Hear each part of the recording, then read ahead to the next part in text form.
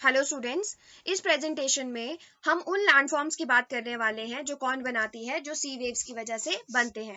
इसके पहले भी हम लोग बात कर चुके हैं डिफरेंट लैंडफॉर्म्स की, जो कौन बनाती है, एक्सोजेनिक फोर्सेस की वजह से बनते हैं, जिसमें सबसे पहले हमने वर्क ऑफ रिवर पढ़ा था। जैसे हमने बात की थी कि रिवर जो है वो क्या क्या लैंडफॉर्म्स बनाती है, जैसे वाटरफॉल बनाती है, मेंडल्स बनाती है, ऑक्सबो लेक बनाती है, उसके बाद फ्लड प्लेन्स बनाती है और लीव्स की बात की थी। अब इस प्रेजेंटेशन में हम सी वेव्स की बात करने वाले हैं। जैसे कि आप स्क्रीन पे देख पा रहे हैं कि सी वेव्स कौन कौन से स्ट्रक्चर्स बनाती हैं। ये सी केव्स बनाती हैं, सी आर्चेस बनाती हैं, सी क्लिफ्स बनाती हैं, सी स्टैक्स बनाती हैं और बीचेस बनाती हैं। ठीक है, अब हम इनके बारे में वन बाय वन करके पढ़ेंगे। बच्चों, सबसे पहले हम ये बात करने जा रहे हैं कि सी वेव्स जो है वो किस तरीके से लैंडफॉर्म्स बनाती है। ठीक है, फर्स्ट पॉइंट में देखिए, यहाँ लिखा है erosion and deposition of sea waves give rise to coastal landforms. जो इरोजन और डेपोजिशन होता है सी वेव्स की वजह से, उसकी वजह से बहुत सारे क्या बनते हैं, कोस्टल लैंडफॉर्म्स बनते हैं। Sea waves strike at the rocks. Sea waves क्या करती है, बार बार रॉक से टकराती हैं, उसकी वजह से क्या हो जाता है कि रॉक में क्रैक डेवलप हो जाता है, और उस क्रैक डेवलप होने की वजह से वो रॉक टूट जाता है, और उसकी वजह से क्या बनती हैं, सी केव्स बनती है। ठीक है, उसके नीचे क्या लिखा है, as these cavities become bigger and bigger only the roof of the cave remain. जो वो गुफा बनी, सी केव बनी, जब उसपे फिर से क्या बनेगी, लहरें टकराएंगी, उसमें कैविटी जो है वो क्या होती जाएगी, बड़ी बड़ी होती जाएगी, और सिर्फ छत बचेगी, बाकी सब अंदर से टूट जाएगा, और हम उस केव के आर पार अब देख पाएंगे, तो उसकी वजह से क्या बनता है, सी आर्च बनती है।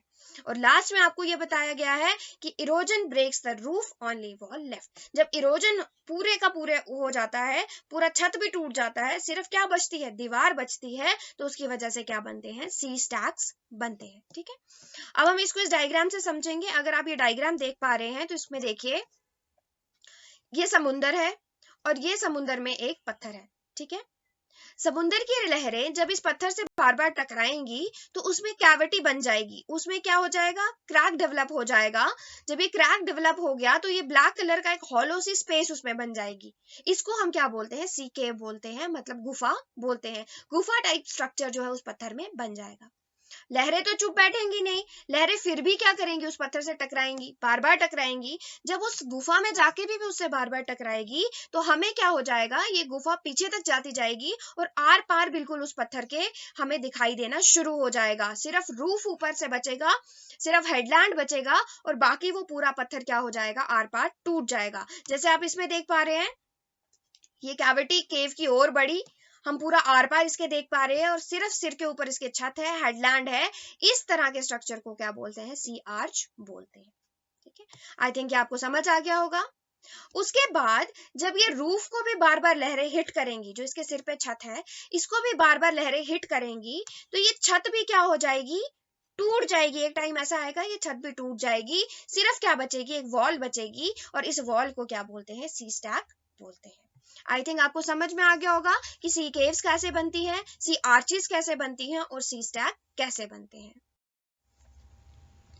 उसके बाद जो स्ट्रक्चर बनाती है, कौन से बनाती है सी वेव्स, फर्स्ट पॉइंट में देखिए, the ship Rocky coast vertical above sea water, इससे क्या बनते हैं, सी क्लिफ बनते हैं।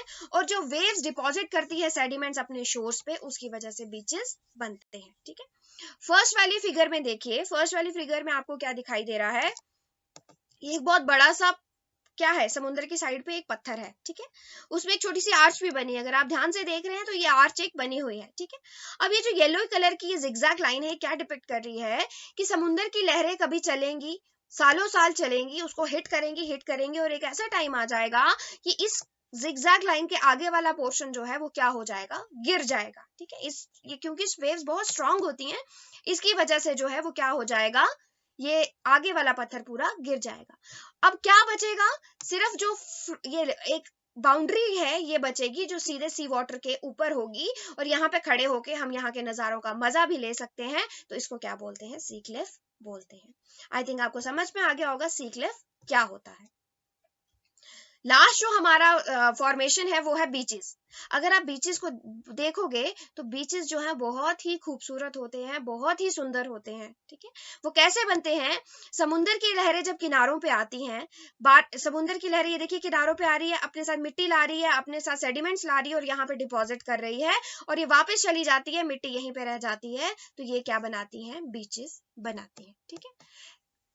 जैसे रिवर की हमने बात की थी, रिवर अपने सेडिमेंट छोड़ती है तो डेल्टा बनाती है, उसी तरह से सी वेव जब अपने बीच ये सेडिमेंट छोड़ती है तो ये क्या बनाती है? बीचेस बनाती है। तो ये उन लैंडफॉर्म्स के बारे में हमने पढ़ा जो कौन बनाते हैं? सी वेव्स बनाती है।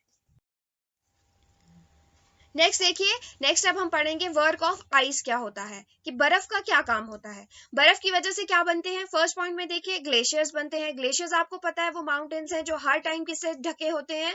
जो हर टाइम बर्फ से ढके होते हैं, ठीक है। तो ग्लेशियर्स को हम कह सकते हैं कि रिवर ऑफ आइस होती है, और इसकी वजह से भी बहुत सारे लैंडस्केप्स बनते हैं। बच्चों हम लोग बहुत बात करते हैं कि हम लोग हिली एरिया में रहते हैं, तो हमें जो है ये इस तरह के स्ट्रक्चर्स देखने को यहाँ पे मिल जाते हैं। जैसे आपके यहाँ पे एक बहुत ही फेमस पिलग्रिमेज है, कैलाश कुंड यात्रा जाती है। कैलाश भी है अपने आप में, यहाँ पे क्या है?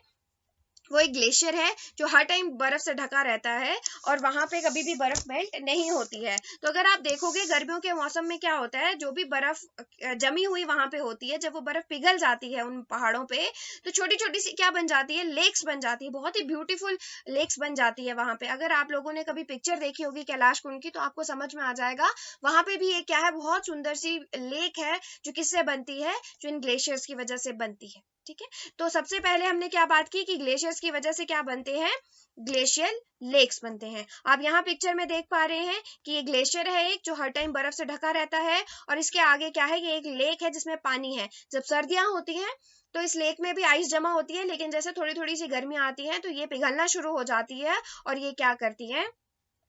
ये ब्यूटीफुल सी लेक बना देती है, ठीक है। उसके बाद जो मटेरियल ये ग्लेशियर्स अपने साथ कैरी करते हैं, जो सेडिमेंट्स ये अपने साथ लेके आते हैं, चाहे वो रॉक्स हैं बड़े छोटे, सैंड है, सिल्ट है, जब वो कहीं डिपॉजिट हो जाते हैं तो उसकी वजह से क्या बन जाते हैं? ग्लेशियल मोराइन बन जाते हैं। अगर आप इस पिक्चर में देख पा रहे हैं तो ये क्या है? ग्लेशियल मोराइन है, क्योंकि यहाँ पे वो सारी चीजें इकट्ठी हो गई हैं जहां जो ग्लेशियर अपने साथ लाया था, जैसे रॉक्स हैं बड़े छोटे, सैंड है, सिल्ट है, तो ये जो है ये लैंडफॉर्म्स कौन बनाती है? ये आइस बनाती है।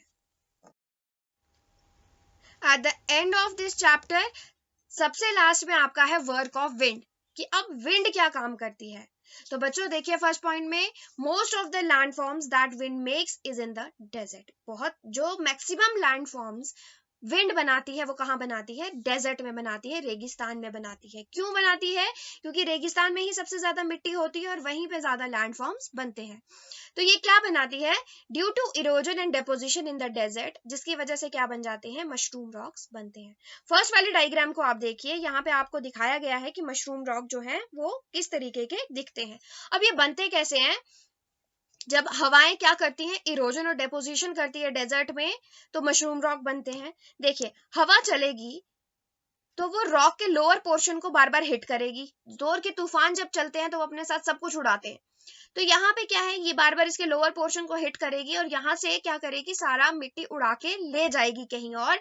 तो सिर्फ जो ये ऊपर वाला पोर्शन है ये बड़ा रह जाता है और नीचे वाला क्या हो जाता है? पतला हो जाता है, जिसकी वजह से इसकी शेप कैसी हो जाती है? मशरूम की जैसी हो जाती है। तो हम इनको क्या बोलते हैं? मशरूम रॉक्स बोलते हैं, ठीक है। ये क्लियर है सबको? उसके बाद थर्ड पॉइंट में देखिए, when the wind lifts and transports sand from one place to another, when it stops blowing, sand falls and get deposited in the lower hills। मतलब बोलने का क्या मतलब है कि जब हवाएं चलती हैं ये अपने साथ क्या बहाते हुए चलती है? मिट्टी बहाते हुए चलती है एक जगह से दूसरी जगह पे। फिर जब ये हवा रुक जाती है तो जितना कुछ इसने अपने साथ बहा के लेके चली होती है तो वो कहीं पे गिर जाता है। उस गिरने की वजह से क्या बन जाते हैं? सैंड ड्यून्स बन जाते हैं, ठीक है।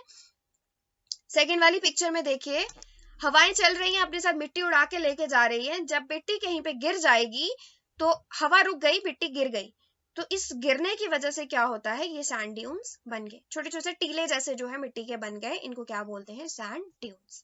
और लास्ट पॉइंट में देखिए, when the grains of sand are light and fine, wind can carry it over long distances with when such sand is deposited in long area, ये क्या बनाते हैं, लोइस बनाते हैं। मतलब कि मिट्टी जो है जब बहुत लाइट, हल्की और बहुत पतली होती है तो हवा उसको उड़ा के ले जाती है बहुत लंबे लंबे डिस्टेंस तक, बहुत लंबी लंबी मीलों तक उसको उड़ा के लेके जाती है। तो ये सैंड जब एक बहुत बड़े एरिया में डिपॉजिट हो जाती है तो उसको लुइस बोलते हैं। आप थर्ड पिक्चर में देख पा रहे हैं कि ये सैंड जो है बहुत बड़ा एरिया कवर कर रही है, ये हिल्स बहुत दूर दूर तक बने हुए हैं, इसको क्या बोलते हैं, लुइस बोलते हैं। तो ये जो चैप्टर था आर चेंजिंग अर्थ, ये आपका यहीं पे खत्म होता है वर्क ऑफ विंड के साथ। इस चैप्टर में हमने बहुत रियलिस्टिक चीजें पढ़ी जो हमारी रियल लाइफ के साथ जुड़ती हैं, जो हमें रियल लाइफ में देखने को मिलती है, और आप इन चीजों को अपनी रियल लाइफ के साथ रिलेट कर सकते हो कि क्या चेंजेस हमने देखी हैं और क्या चेंजेस हमने नहीं देखी है। तो बेसिकली इसमें हमने वो सारी लैंडफॉर्म्स पढ़ने की कोशिश की जो हमारी अर्थ को चेंज करती है, जो डिफरेंट डिफरेंट स्ट्रक्चर्स बनाती है, जिसमें वर्क ऑफ रिवर बहुत मेन है, वर्क ऑफ सी वेव्स आ गया, वर्क ऑफ आइस आ गया, वर्क ऑफ विंड आ गया, और उसके बाद हमने वोल्केनो के बारे में पढ़ा और अर्थक्वेक के बारे में पढ़ा। तो बच्चों ये शायद आपको सारा क्लियर हो गया होगा। अगर आपको किसी भी तरह की क्वेरी है तो आप मुझे पूछ सकते हैं।